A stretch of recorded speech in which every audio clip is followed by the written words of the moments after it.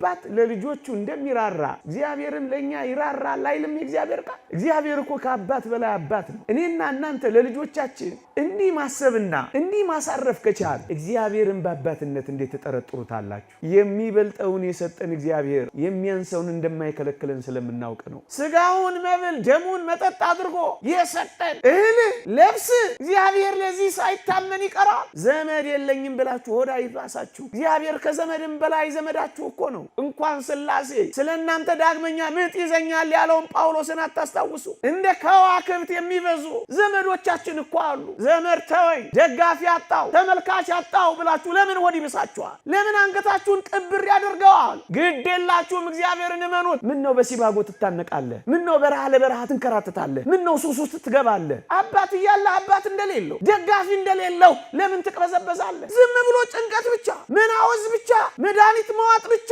የጎደለንን ነገር መቁጠር ብቻ። ቢቆረጥ በእግዚአብሔር ተስፋ ይቆረጣል። ይሄን ሁሉ ቃል ኪዳን ገብቶልን አይታመንም እግዚአብሔር። እስራኤልን እኮ መናን ያወረደላቸው እኛን እኮ ራሱ መጥቶ ነው ብሉ ጠጡኛ አለው። እኔ አንዳንድ እህቶችን ዜና ሰማለሁ። ከበላው እኮ 3 ቀኔ ነው ግን ምንም አራበኝም ይላሉ። ሳስርባችሁ እንኳን ሊያኖር እንደሚችል፣ ሳስጠማችሁ እንኳን ሊያኖር እንደሚችል ማመን፣ ይሄ ነው እምነት ማለት። እመኑት እግዚአብሔር። እኛ እኮ እግዚአብሔርን የምንጠረጥረው ለማያምኑት እንኳን በሚሰጠው ነገር እኮ ነው። እናንተ ይሄ አሳፍርም? የሰማይ አባታችሁ ለአሕዛብ እንኳን የሚሰጠውን አንተ በዚህ ኩርምት ጭርምት ትላለህ። በዘመናት የነበሩ ሰዎችን ተመልከቱ። በእርሱ አምኖ ያፈረ ማን ነው ይላል ነብዩ ሲራክ። ማን አፍሮ ያውቃል? እናንተ ጽድቁንና መንግስቱን እሹ ሌላ ሁሉ ይጨመርላችኋል ይላል። ጨማሪ እኮ ነው ይሄ፣ ዳረጎት እኮ ነው ይሄ። እስኪ ሞክሩትና ጣጥሙትና ፈትሹትና ራሳችሁ ለሌላ ሰው ማስተማር ጀምሩ። ለምንድን ነው የምትወዳደሩት ከሌሎች ጋር? በመጠን ኑሩ። በመጠን የሚኖር ሰው አይጨነቅም። ለዚህ ነው ንዑድ ክቡር የሚሆን ጳውሎስ ማትረፍንም አውቃለሁ መጉደልንም ተምሬያለሁ፣ ኑሮዬ ይበቃኛል ማለት ማትረፊያ ነው የሚለው። የዕለት ጉርሴን የዓመት ልብሴን ካገኘው ይበቃኛል፣ እሪቴን ኢየሱስ ክርስቶስ ካደረኩት ይበቃኛል። ለማጌጥ ለማሸብረቅ ለምንድን ነው መከራ የምትበሉት? ዓለም መጀመሪያ ሜካፕዋን ከዛ ውበታችሁን ነው የምታጠፋው። ዓለም መጀመሪያ ሳቋን ከዛስ ደስታችሁን ነው የምትወስደው። ዓለም መጀመሪያ ቡረቃዋን ከዚያስ ለቅሷችሁን ነው የምታመጣው። ይበቃኛል ካላችሁ ታርፋላችሁ። ከሰው ጋር አትወዳደሩ። ምክንያቱም ኑሮዬ ይበቃኛል ብላችሁ ስለምትኖሩ። ጭንቅ አትበሉ። እናንተ ተረጋጉና ስከሩ። እግዚአብሔር የእውከት መንፈስ አልሰጠንም፣ የመረጋጋት መንፈስ ነው የሰጠን። በዓለም ምኞት በአይን አምሮት አትቃጠሉ። ባላችሁ ነገር አመስግኑ፣ በሌላችሁ ነገር አትጨነቁ። የሚያስፈልጋችሁ ከሆነ እግዚአብሔር በጊዜው ጊዜ ያደርገዋል ብላችሁ አስቡ። ስለ ትዳር በማሰብ እንዳይከብድባችሁ አትጨነቁ ነው የሚለው። እግዚአብሔር በሚሰጠው ጊዜ ይሰጣል፣ አትጨነቁ። መጨነቅ የበታችነት ስሜትን ይፈጥርባችኋል። ምንም ግን አትጨምሩም፣ ብዙ ነገር ግን ይጎልባችኋል። የወንጌላችን ትልቁ ተልእኮ ስጦታ ነው። እኛ እንኳን የዳነው በስጦታም አይደል። ወንድም ተራቅቶ አንተ በተመቹ ኮንፈርቶች መካከል ብትምነሸነሽ ምን ያደርግልሃል? ክርስቶስ እርቃኑን ወድቆ አንተ ብታጊጥና ብታሸበርቅ ምን ይጠቅማል? ተደጋገፉ። እንደውም አባቶቻችን መጽሐፍ የጧት ለማኝ ለማታ ለማኝ ያጉርስ ይላል። 3 የምትበሉ 2 ማብላት ልመዱስ። ይዛችሁ ውጡ ቁርሳችሁ፣ ይዛችሁ ውጡ ምሳችሁ። ዝም ብሎ ወንድሜ ነው፣ ዝም ብሎ ወገኔ ነው። ምንድነው ይሄ? አንድ ድሃ ይኖራ በሳምንት የምታስበው በወር የምታስበው አለ። ገንዘብን ወደ ሰማይ ላከው። የምትሰጡት እንኳን ብታጡ ፍቅር ደግፈው፣ አይዞ በለው፣ አበርታው። ሱሳይድ በዛ ምን በዛ እናኛ ሳንሰራ ላይ በዛ ነው። ምን አረግንኛ? አመት ባል እየጠበቅን በበሬ ብናንበሸብሻቸው ምን ቁም ነገር አለው? አመት ሙሉ አስርበናቸው። ጠንክራችሁ ስሩ፣ ብረሩ፣ ውጡ፣ ውረዱ። አውቃለሁ የማይመቹ ሁኔታዎች ይኖራሉ፣ ግን ግድ የላችሁ። ዛሬ እንጀምር፣ ነገ ይሳካል። ተስፋ ማይቆርጡ፣ ማይሰደዱ፣ ሳኡዲ ድንበር ላይ ማይገደሉ፣ ደማቸው ማይፈስ ከኛ ጋር መኖር የሚፈልጉ በመንፈሳዊ ህይወትም በስጋዊ እናስተናግዳቸው ይኖራሉ። ጭንቀታቸውን እናቀልላቸዋል። ሳንጎራረስ፣ ሳንደጋገፍ፣ እንደው መመጻዳድ፣ በመኪና ሸረር እያሉ ማለፍ፣ በቪላ ቤት ማስቀናት ብቻ፣ በጨርቅ መቀማጠል ብቻ፣ በሜካፕ መኖር ብቻ። ክርስትና ነው። $8 ቢሊዮን ለሜካፕ አወጡ ብላችሁ ለምን አውሮፓውያንን ታሟቸዋላችሁ? እኛስ ከዛ በላይ ቅምጥልነት ላይ አይደለንም ያለ ነው።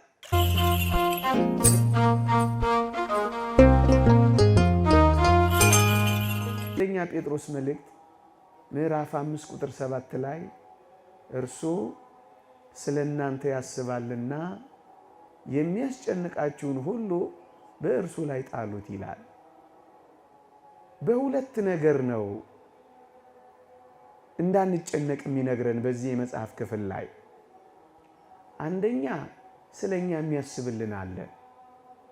እርሱ ስለናንተ ያስባልና ይላል። ስለኛ ያስባል አያስብም? ያስባል አያስብም? ስለኛ ያስባል።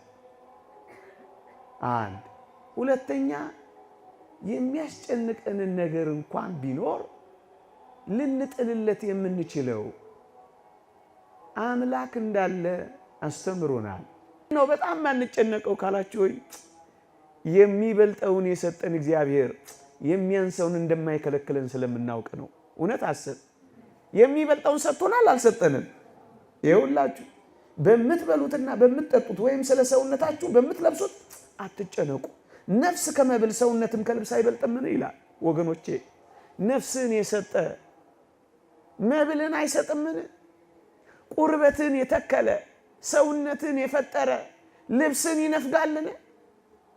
እግዚአብሔር ለሚበልጠው ከታመነልህ በሚያንሰው ነገር መጠርጠር ይገባሃልን? ፍጠረኝ ሳትለው ፈጥሮሃል። ካለ መኖር ወደ መኖር አምጥቶሃል።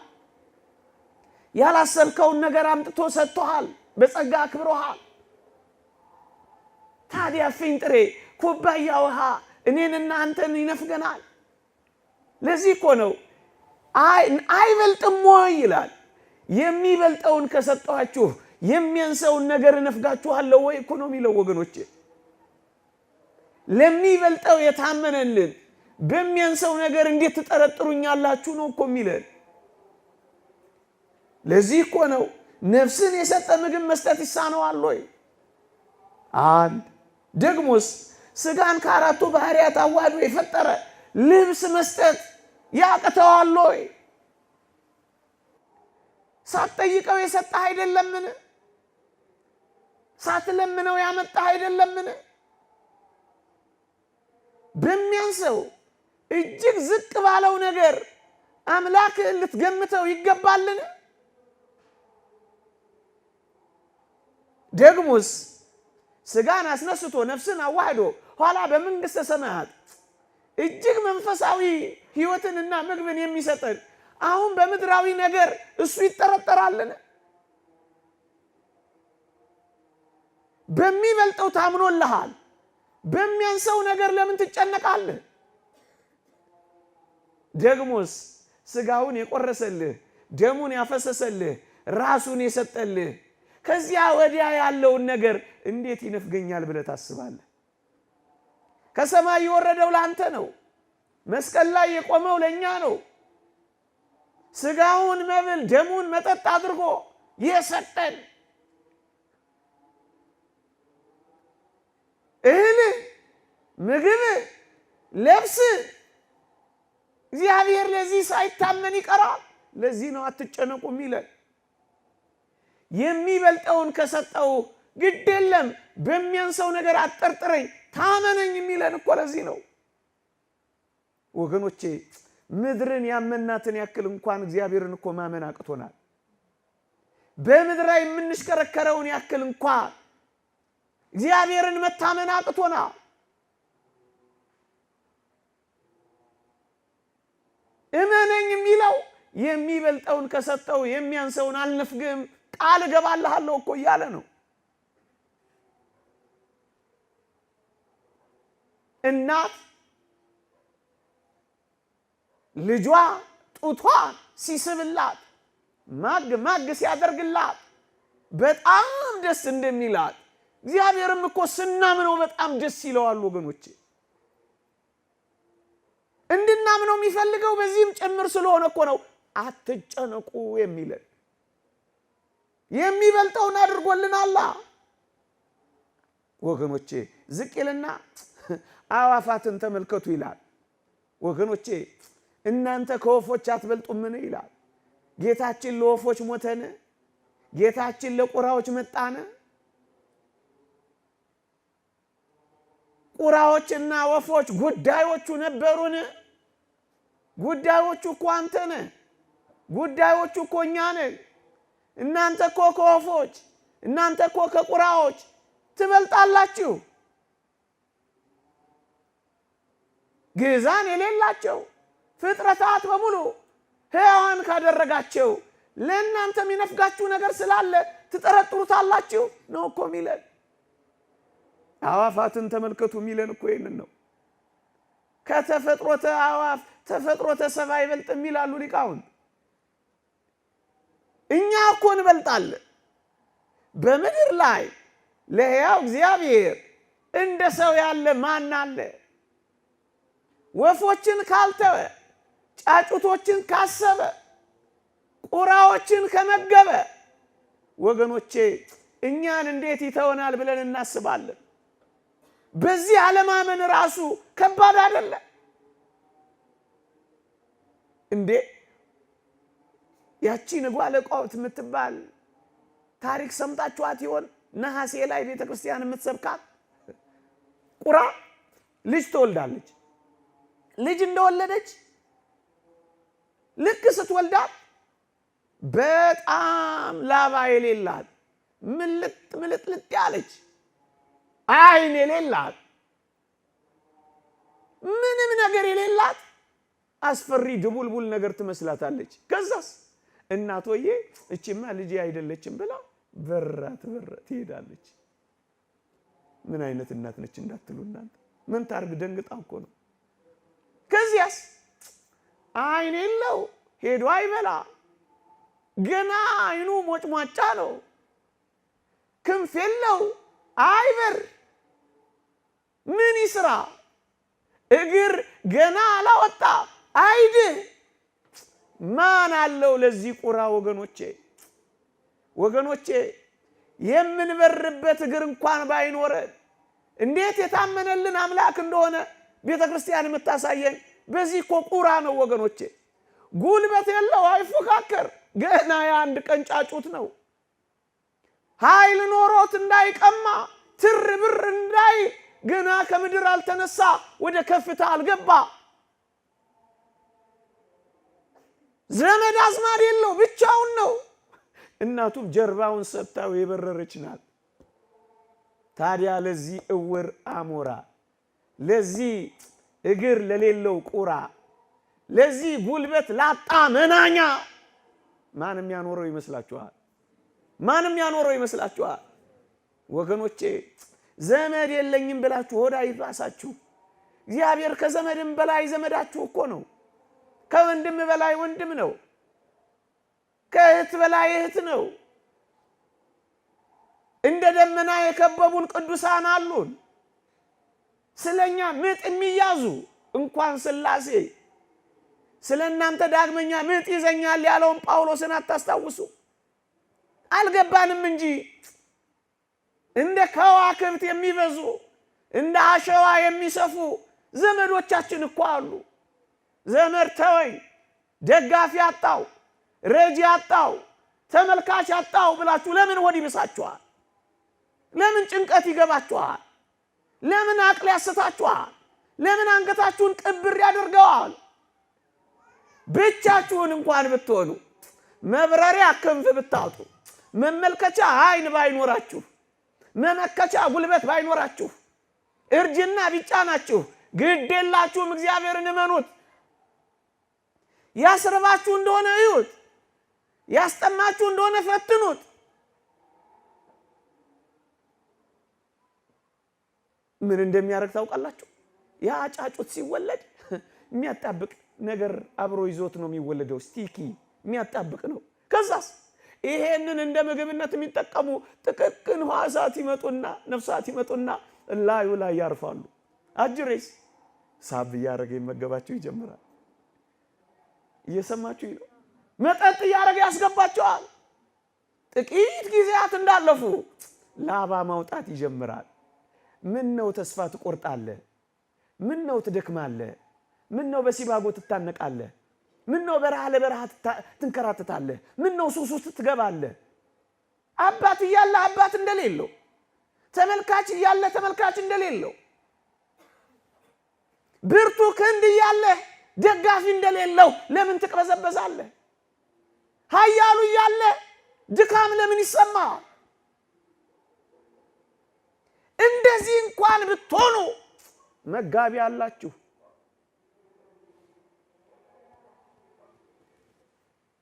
አጉራሽ አላችሁ፣ አልባሽ አላችሁ፣ መካች አላችሁ።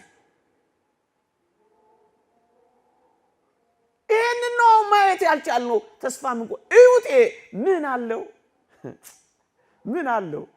ያቺን የሉቃስ ወንጌል ምዕራፍ 18ን ሴት አላያችኋት? የምታስፈራራባት ባል የላት ሞቶባታል። እምትማርክበት ውበት የላትም፣ ደምግባት የላትም፣ አርጅታለች። እምትደልልበት ገንዘብ የላትም፣ መናጢ ናት። ግን ዳኛው ስለ ዝብዘባዋ ሲል ሰማት ይላል። ምንም ነገር እንኳን ባይኖረን አጥብቀን ከጸለይን እግዚአብሔር አባታችን እንደሚሰማን አታስታውሉ? እግዚአብሔርንም ባልፈራ ሰውንም ባላፍር ስለ ጨቅጨቃዋ ብዬ እፈርድላታለሁ ያለውን ጨካኝ ዳኛ አስመሰልከው እኮ እግዚአብሔር። ብርቱ ጸሎት፣ ጥብቅ ሱባኤ፣ የእውነት ደጅ ጥናት አለ። ዝም ብሎ ጭንቀት ብቻ፣ መታወክ ብቻ፣ ማሰብ ብቻ፣ መናወዝ ብቻ፣ አቅልን መሳት ብቻ፣ መድኃኒት መዋጥ ብቻ፣ የጎደለንን ነገር መቁጠር ብቻ። ምንም እንኳን ባይኖርህ ይሄው የተስፋ አይደል? ብንጸልይ የምናገኝበት ተስፋ እኮ ነው። የተስፋ እግር ባይኖረን፣ አይን ባይኖረን፣ የምንበርበት ክንፍ እንኳን ባይኖረን ለካ መጋቢ አለን። ተስፋ አትቁረጡ ወጣቶች። ቢቆረጥ በእግዚአብሔር ተስፋ ይቆረጣል። ይሄን ሁሉ ቃል ኪዳን ገብቶልን አይታመንም እግዚአብሔር።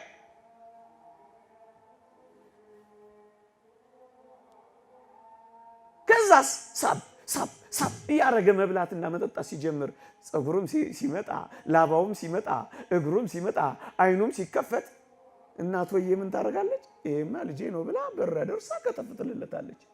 ምን አይነት እናት ነች? ሁለተኛ ለማት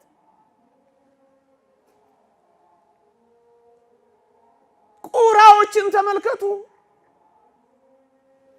እንዲህ ሆነው የሚያኖራቸው አምላክ አለ ወገኖቼ። አይኖቹ እኮ እኛ ላይ ናቸው። ተስፋው እኮ እኛ ነን። መንግስተ ሰማያት እኮ ለእኛ ናት። ታዲያ ለማን ትሆናለች እቺ? ቁራዎችን ተመልከቱ፣ አበቦችን ተመልከቱ። ጎተራ የላቸው፣ እርሻ የላቸው፣ ማሳ የላቸው። እሱን እኮ ነው የሚለው ይሄ ወንጌል። የላቸው ግንስ የሰማይ አባታችሁ ይመግባቸዋል። አንተ ከወፎች ታንሳለህ። ይበራሉ ብቻ እግዚአብሔር ይመግባቸዋል። አንተ ብረር እንጂ አንተ በሃይማኖት በእምነት ውጣ እንጂ ሳይመልስልህ ከቀረ ይኸው እዚህ የታመነልህ አምላክ ንፋሱን አንፍሶ ገለባውን የሚለይልህ፣ ፀሐዩን አሙቆ የሚያበስልልህ፣ ዝናቡን አዝንቦ የሚያበቅልልህ ለምንድን ነው የምትጠረጥረው? በረሃ የወሰዳቸው ለምን እንደሆነ ታውቃላችሁ? የበለጠ እግዚአብሔርን እንዲያጣጥሙት ነበር። እነሱ አልተጠቀሙበትም እንጂ ምንድን ነው የሚላቸው ወገኖቼ? እንዲህ ይላቸዋል። 40 ዓመት በበረሃ ስመራ ልብስህ አላለቀ፣ በትርህ አልወደቀ፣ ጫማህ አልተቀደደ፣ እስራኤል ሆይ ስማ ይላቸዋል። ለምን መሰላችሁ? ልብሳቸው እንዳያልቅ ጋረደላቸው፣ ፀሐይ አይመታቸውም። ጫማቸው እንዳይቀደድ አሸዋውን ጋረደላቸው። ከዚህ በላይ አምላክ አለ? እስራኤልን እኮ ከግብፅ ነው ያወጣቸው። እኛን እኮ ከሲኦል ነው ያወጣ። እስራኤልን እኮ ሙሴን የመራቸው፣ ለኛ ክርስቶስን የመጣል። እስራኤልን እኮ ዮርዳኖስን ያሳለፋቸው፣ እኛን እኮ ገሃነመ እሳትን ያሻገረ። እስራኤልን እኮ መናን ያወረደላቸው፣ እኛን እኮ ራሱ መጥቶ ነው ብሉ ጠጡኝ ያለው። ታዲያ እኛን በልጥም በአንድ ልብስ እንደሚያኖር አታምንም? እንደው የምር ብናምነው አንድ ቀን በበላ ነው ብዙ ቀን ሊያኖረን እንደሚችል አናውቅም? ምእመና በተለይ ወጣቶች ስለምትበሉት ስለምትጠጡት ወይ ሰጥቷችሁ ብቻ እኮ አይደለም ሳያስርባችሁ እንኳን ሊያኖረው ይችላል። እውነት አሰብ። እኔ አንዳንድ እህቶችን ዜና ሰማለሁ። ከበላው እኮ 3 ቀን ነው ግን ምንም አራበኝም ይላሉ። ምስኪንና ድሆች ናቸው። 3 ቀን ሙሉ የረሃብ ስሜት ያጠፋላቸዋል። እምትቀምሰው እንኳን ብታጣ እንዳትራብ ማድረግ እንደሚችል አታውቅም እግዚአብሔር? እምትጠጣው እንኳን ብታጣ ጉሮሮ እንዳይደርቅ ማድረግ እንደሚችል አታምንም እግዚአብሔር? አሁን ማመን እኮ ነው የጎደልን። ማመን፣ ፍጹም ማመን። እንደዛች ልጅ ዝናብ ጠፍቶ መሬት ደርቆ ተሰነጣጥቆ ወዮ ሊሉ ምህላ ያደርሱ ወደ ቤተ እግዚአብሔር ሲሄዱ አንዲት ሕፃን ልጅ ከእናቷ ጋር ትወጣለች አሉ። እንግዲህ እግዚአብሔር ያሳያችሁ። ዝናብ ጠፍቷል። ምህላ ሊያደርሱ ወደ ቤተ ክርስቲያን ይሄዳሉ። እቺ ብላቴና ጃንጥላ ይዛ ወጣችላችሁ። በጠራራ ፀሐይ እልም ባለ በረሃ ሐሩር መሬቱ በተሰነጣጠቀበት ለዝናብ ልመና ሲወጡ አጅሪት ጃንጥላ ይዛ ወጣችላችሁ። እንዴ ምን ሆነሽ ነው እንዲህ ባለ እሳት ውስጥ አንቺ ይዘሽ የምትወጪው አሏት አሉ። እሷ ምን አለች አሉ? ዝናብ ለምን አይደል ነው? አዎ ታዲያ ዝናብ ሲመጣ በምን እንጠለላለን አለች። አማን ማለት እኮ እንደዚህ እንደ ፈቃዱ አንዳች ብንለምን እናገኛለን አይልም? እንመነዋ እግዚአብሔር ፍጹም እንመነው። የሚያስብልን እንዳለ እንመነው። ብንጥልለት የሚሸከምልን አምላክ እንዳለ እንመነው። ባለፈውም ነግሬያችኋለሁ። ነገር ሁሉ ቢገላበጥ እንኳን ምን እንበለው? እንመነው። እኛን ሴትዮ ነግሬያችሁ የለም በጾመ ነነዌ አቴስት የሆነው ኢአማኝ የሆነው ሰው አሁንማ እናቴ አቤት አሁን የጾመ ነነዌ የሚሉትን ያምናሉ? በደንብ አድርጌ ያምናለሁ። እሳቸው ላይ ያስቀድሱ ሲሄዱ መንገድ ላይ ጠበቁ እኮ እውነት አሳ አንበሪው ዮናስን ዋጠው ከዛ ደግሞ ዮናስን ተፋው በሚለው ያምናሉ አላቸው። ልጄ አንተ አሳ አንበሪው ዮናስን ዋጠው ከዛ ደግሞ ተፋው በሚለው ነው ግራ የገባ የጨነቀ? አዎ እኔ ግን ዮናስ አሳ አንበሪውን ዋጠው ከዛ ዮናስ አሳ አንበሪውን ተፋው ቢባልና ቢገላበጥ እንኳን እኔ አምላኬን ምን እለዋለሁ? ታምኑታላችሁ? ይሄ እኮ ነው እምነት ማለት ወገኖቼ። ማመን ሳያስርባችሁ እንኳን ሊያኖር እንደሚችል ሳያስጠማችሁ እንኳን ሊያኖር እንደሚችል ማመን፣ ይሄ ነው እምነት ማለት። እመኑት እግዚአብሔር። ተስፋ አትቁረጡበት፣ አትጨነቁበት ወገኖቼ። እኛ እኮ እግዚአብሔርን የምንጠረጥረው ለሌሎች ለማያምኑት እንኳን በሚሰጠው ነገር እኮ ነው። እናንተ ይሄ አያሳፍርም? እንኳን ለኛ ይሄ እኮ ለአሕዛብ እንኳን ያስፈልጋቸዋል ይላል። የሰማይ አባታችሁ ለአሕዛብ እንኳን የሚሰጠውን አንተ በዚህ ኩርምት ጭርምት ትላለህ? አንተ በዚህ እግዚአብሔርን እንደሌለ ትጠረጥረዋለህ? አንተ በዚህ ተስፋ ቆርጠህ ምን ውስጥ ትገባለህ? ሱስ ውስጥ፣ በዚህ ስርቆት ውስጥ፣ በዚህ ንጥቂያ ውስጥ፣ በዚህ መረን የወጣ ህይወት ውስጥ ለምን? ለነሱ እንኳን እንደሚያስፈልገው እኮ እግዚአብሔር ይሰጣቸዋል ይላል። ወገኖቼ እኛ ከእስራኤል ዘሥጋ እንበልጣለን። ለነሱ የታመነ አምላክ ለኛም ይታመናል። ሙሴ ሊሞት ሲል አታስታውሱም? እስራኤል በጣም ተጨንቀው ነበር። መናውን እያወረደ ደመናን እየጋረደ ነበልባል እያበረደ ጭንጫ አለቱን እያፈለቀ የሚመግበን ሙሴ ነበረ። ወይ አሁን ሙሴ ሊሞትብን ሆነ ብለው ተጨነቁ። ዘዳግም 34 የአባታችን የሙሴ ምርቃት ምን እንደሆነች ታውቃላችሁ? እስራኤሎች ስማ መኖሪያ የዘላለም አምላክ ነው አላቸው። መኖሪያ ማን ነው? ክርስቲያኖች መኖሪያችን እኮ የዘላለም አምላካችን ነው። እንደው ምን ይላል? የዘላለም ክንዶች ከበታች አሉ ይላል። ያቅፋል እኮ ክንዶቹ። እንዴት አሳልፎ ይሰጣል? መኖሪያ እኮ ገንዘብ አይደለም። መኖሪያ እኮ ሀብት አይደለም። እግዚአብሔር መኖሪያ ነው የሚለው። መኖሪያችን እናድርገው። ሌላውን ነገር ሁሉ እንቶ ቢኖራችሁ እንኳን እርሱት ወገኖቼ። መኖሪያ የዘላለም አምላክ ነው። እሱ ስለሆነ እኮ ነው እርሻ በሌለበት ውስጥ ያጠግባቸው የነበረው። ድርጭቶች በማይረቡበት እርባታ በሌለበት ውስጥ ድርጭትን እየሰጣቸው ያጠግባቸው የኖረው መኖሪያቸው የዘላለም አምላካቸው እግዚአብሔር ስለሆነ እኮ ነው። እንዲህ ስታምነው እንኳን ለሚያምኑት ለማይታመኑት እንኳን በመብልና በመጠጥ በመልበስ የማይጠረጠር ነው እግዚአብሔር። አንተ ትበልጣለህ።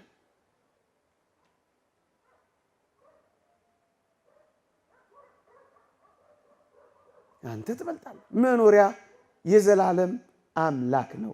መኖሪያ የዘላለም አምላክ ነው። እግዚአብሔር ይወደናል። እግዚአብሔር ያፈቅረናል። እንዴት ይተወናል ወገኖች? እንዴት ይረሳናል? አልተውሽም፣ ከቶም ቢሆን አልጥልሽም፣ በእጄ መዳፍ ቀርጬሻለሁ እኮ ነው የሚለን። ማንን ትቶ ያውቃል? በዘመናት የነበሩ ሰዎችን ተመልከቱ።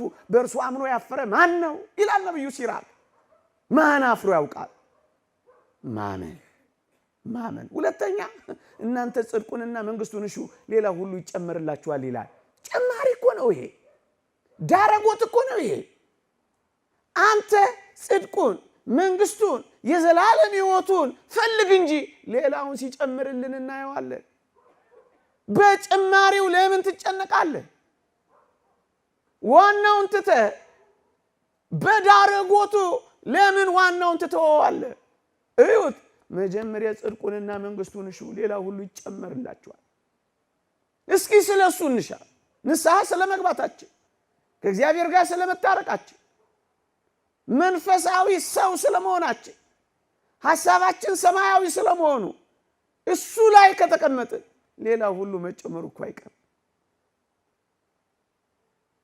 ሁለተኛው መፍትሄ የሰጣቸው ይሄን ነው። ጽድቁንና መንግስቱን እሹ ሌላ ሁሉ ይጨመር። እስኪ ሞክሩትና ጣጥሙትና ፈትሹትና ራሳችሁ ለሌላ ሰው ማስተማር ጀምሩ። እስኪ ሁለተኛው ነጥብ ይሄንን ነው የሚላቸው። ሶስተኛ ቅዱስ ጴጥሮስ የመከረን ምክር አለ። ምን ይላል? በመጠን ኑሩ ይላል። ወገኖቼ በመጠን መኖርን እንልመድ። ጫማ ስላልቀየርክ ለምን ትጨነቃለህ?